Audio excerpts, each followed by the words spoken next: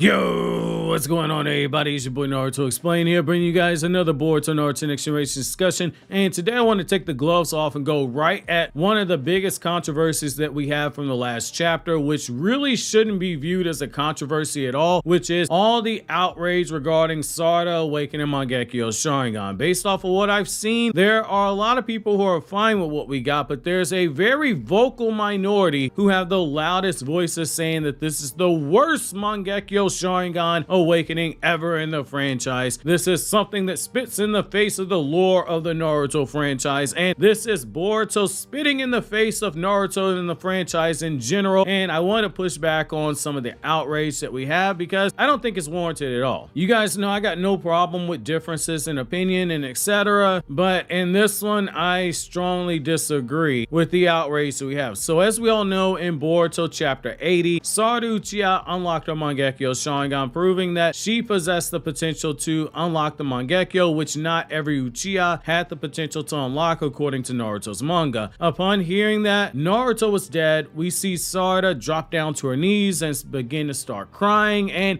we see her flat out state Lord Seventh is dead. And based on her reaction, we see just how strongly she loved Naruto, who by her own words in the past, she even wondered what life would have been like if Naruto was her father instead of Sasuke. As this is going on, we can see a range of emotions: shock and sorrow upon hearing Naruto's dead, confusion when she sees that her own father is one of the people affected by what she didn't know at the time was Ada's Shinjutsu. All that she knows is that her father, someone who she loves, is about to kill another person who she loves in Boruto. Confusion becomes a mixture of helplessness and self-disappointment when she hears Sumire explain what just happened with Ada's powers. She says, "Why does it have to be Boruto?" And you know she's thinking about how he just gave his life to protect the village not long ago, and now that same village is being tricked into hunting him down with the intention of killing him, including her own father, who is going to kill Boruto. And at that point we see her grab on to Sasuke, and we get what I believe is a moment of really good writing when we see her MANGEKYOU. Now I believe this is solid because, as we said here on the channel, Naruto's manga has had a lot of samsaric elements, the cycle of life, death, and rebirth. The other thing with Naruto was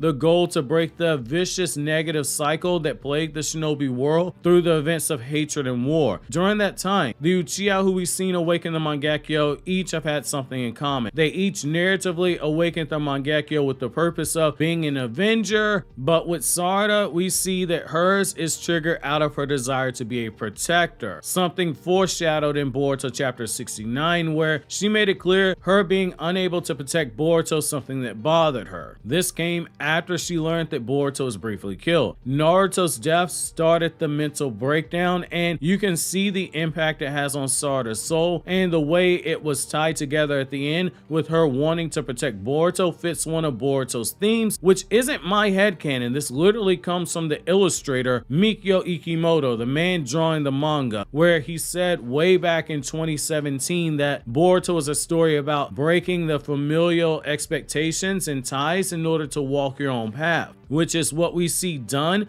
in the form that she is literally the first Uchiha we've seen awaken the MANGEKYOU out the desire to protect and not because of anything related to avenging someone. However, let's back things up and let's look at the outrage that this is a spit in the face to the Naruto franchise and it's a retcon to the MANGEKYOU Sharingan lore. So I vehemently disagree. The MANGEKYOU Sharingan traditionally has been a power that only a small number of Uchiha throughout the history of the clan have had the potential to awaken it. The Uchiha have fought in 3 ninja wars as Konoha shinobi, and they saw countless comrades killed in front of them due to the very nature of war, but we didn't have a ton of them running around with the MANGEKYOU Sharingan in the manga. Traditionally, the trauma that triggered the MANGEKYOU was seeing the death of a loved one. So due to this going as far back as the days of Madara and Izuna, the belief that one needed to literally kill their closest friend or their loved one in order to awaken it, or they needed to feel responsible for the death was always there. Up until this point, we've never seen someone hear about the death of someone be the form of trauma, nor have we had someone out of desire to protect a loved one from dying awaken the Mangekyo itself. Literally, none of the other Uchiha had these conditions. Madara and Izuna, they killed comrades. Fugaku, Shisui, Obito, and Itachi saw comrades killed in front of them. Sasuke saw Itachi die in front of him, and after coming to grips with Itachi's death and the truth about the Uchiha, the eye itself awakened. People are mad it didn't awaken immediately, but historically, in the franchise, we've seen both an immediate reaction where it awakens as well as a delayed reaction. Obito and Itachi got their Mangekyo immediately after seeing a loved one die. Sasuke in the manga has a bit of a delay, evident by the conversation with Obito, and in the black panel that shows that there's been quite a bit of time that passes between Obito's conversation and Sasuke awakening the Mangekyo, which is where the events of the Sasuke Jinrai novel takes place before Sasuke goes out on that cliff and shows his Mangekyo to readers. A couple of weeks pass during that time, and Sasuke, thinking back to Itachi's death, in the very start of that story, he can literally feel the Mangekyo chakra inside his eyes, and he's trying to suppress it, which leads to Obito flat out telling Sasuke that his body is growing accustomed to his Mangekyo, but that it's going to take some time. I see no problem with Sarada having a short delay here, which in real time was what, maybe a couple of minutes at best, versus an even longer wait than what we got with Sasuke's Mangekyo awakening. We've seen that the lore surrounding the Mangekyo Sharingan has been fleshed out to a point where over time there are gradual slight changes made as the series itself continued to progress. When we first see the Mangekyo in Naruto chapter 142, all we're told is that it's a superpowered Sharingan that only an Uchiha can awaken, and it came with overpowered abilities that are dangerous even for the user. It's a clear foreshadowing to the blindness that comes from overusing the Mangekyo. Almost 100 chapters later, we actually see the Mangekyo Sharingan for the first time, and in less than a volume of chapters later, we're told for the very first time what the condition to awaken the Mangekyo was, which is you had to kill your closest comrade. Then we jump ahead several hundreds of chapters into the early 600s of Naruto's manga, and that's where we learn you don't actually have to literally kill your best friend. Merely a super strong traumatic event or stressor can awaken the Mangekyo, which is what happened when Obito saw Rin die in front of him. His Sharingan immediately evolved from a 2-tomo Sharingan. It immediately gained its 3rd tomo, and then it jumped straight to a Mangekyo within moments of this happening, which is likely what's going to happen in Boruto's anime when they adapt this scene, since Sarada doesn't have a 3-tomo in the anime currently. This is again the case when we jump ahead a few volumes in Naruto's manga and we learn the truth about Itachi's Mangekyo awakening.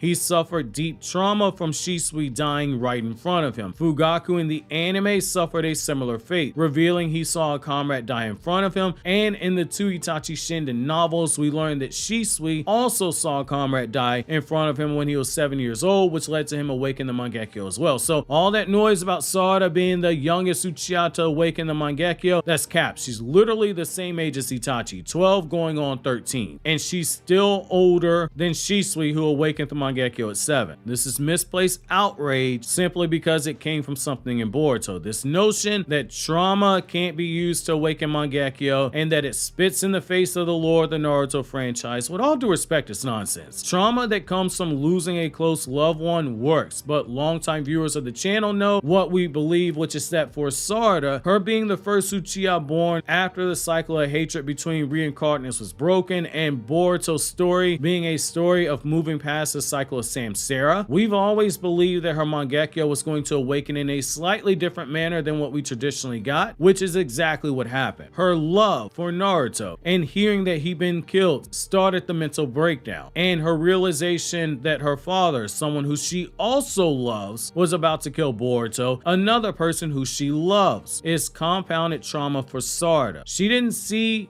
anyone die like all the other Uchiha, but those two things surrounding multiple loved ones provided more than enough trauma for her to awaken that Mangekyo. It's just as much about hearing about the loss of love in the form of Naruto as it is seeing firsthand she's helpless to stop 2 more people who she loves in the form of Boruto and Sasuke from entering into a death match where one of them is about to die. Her having a Mangekyo Sharingan pattern of a sun symbolically fits into what Ikimoto said years ago. Again, that One of the core themes of Boruto is breaking free of the familiar bonds and expectations to walk your own path, which is that Sun pattern MANGEKYOU Sharingan is symbolic for just this due to her having a slightly different awakening. Whereas everyone else killed a loved one or they suffered trauma from seeing a loved one die in front of them just before the MANGEKYOU eventually awakened, Sarada didn't awaken her eyes out of the desire to become an Avenger in order to avenge lost love. She awakened them out of the desire to protect love from actually being taken from her. It's why I've always loved the MANGEKYOU Sharingan pattern from the moment that Kishimoto drew it on Sarada back in 2015, because it was clear Sarada was symbolically the son of a new day rising on the Uchiha clan. Even with the people getting mad about the design, I don't see the reason for it. Again, I think it's nitpicking. It's the same as what we've gotten before. It follows the pattern of having a pinwheel inspired eye in terms of the design. It's a sun-shaped pinwheel. Again, this is strictly for the manga. You guys know I don't give a damn about what happens in anime filler, especially when it contradicts the official source materials developed by Kishimoto, i.e. the manga and the supplemental guides in the manga. So those super exotic Sharingan that you saw on some of the filler characters, they get tossed out the window. Just like all the people that ask me where's Sora, what's gonna happen with Sora, I'll forever say he's random filler character 8769 who choked on a rice ball and died off screen. He's irrelevant. Just like all those Uchiha in that filler scene, they're irrelevant. This isn't Boruto spitting in the face of the Naruto franchise. In a way, it's literally keeping it intact, even with the slight tweak of circumstances that we have here. Death is still a constant. We're just seeing it used in a different manner. First, it was the death of a loved one at your own hands. Then it became enough to have a death of a comrade happening in front of you to cause trauma and awaken the MANGEKYOU. Now, hearing about the death of a loved one and knowing that two loved ones are about to fight to the death is enough for the trauma of the MANGEKYOU. Regardless as to how you slice it, it's still a death-related trauma related to an aspect of love. An apple is still an apple, regardless as to if it's a red apple or it's a green apple. The fact that both taste different is irrelevant due to the fact that both are still apple. It's the same thing here. Death-related trauma of a loved one. The biggest difference is, again, Sarada didn't have that power that comes as a trauma as a result of wanting to avenge lost love, but instead wanting to protect lost love. Sarada didn't see someone die in front of her. She merely heard somebody die who she had strong feelings of love for, and she saw she was helpless to prevent two people who she loved from entering into a death battle. However, that's just my 2 cents on all this outrage that we have with Sarada's MANGEKYOU. Let me know what you guys think about Sarada's MANGEKYOU. If you disagree, as always, I welcome disagreements in the comment section. Just keep it respectful, don't talk crazy to people, and I won't block you on the channel.